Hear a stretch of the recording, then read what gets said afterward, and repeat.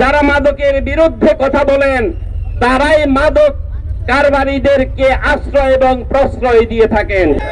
আমরা সুস্পষ্টভাবে বলতে চাই, আমাদের সংগঠনের প্রত্যেকটি নেতা এবং কর্মী শতভাগ মাদক মুক্ত রয়েছে আলহামদুলিল্লাহ।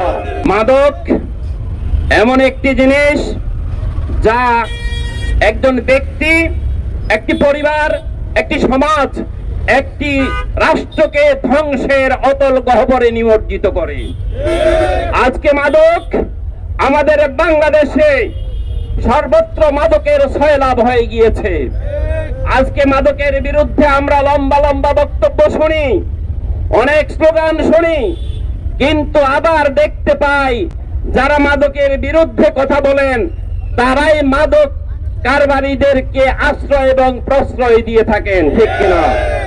আমরা আজকের এই মাদক বিরোধী র্যালি থেকে সুস্পষ্টভাবে বলতে চাই, যদি বাংলাদেশ থেকে মাদক নির্মূল করতে হয় তাহলে সরষের ভূত তাড়ানোর মতো অবস্থা আমাদের করতে হবে, ঠিক কিনা? সরষের মধ্যে যদি ভূত থাকে, ওই সরষে দিয়ে যেমন ভূত তাড়ানো যায় না, তেমনি ভাবে যারা মাদক নির্মূলের ঘোষণা দেন তাদের মধ্যে যদি মাদকের সয়লাভ থাকে, মাদক নির্মূল করা সম্ভব নয়।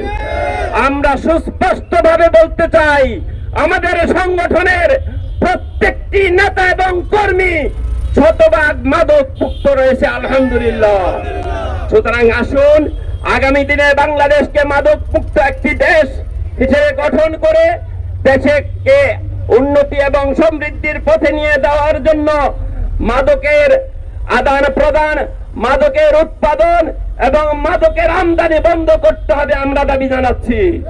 এই দাবির সাথে আপনারা সকলে একাত্মতা ঘোষণা করবেন।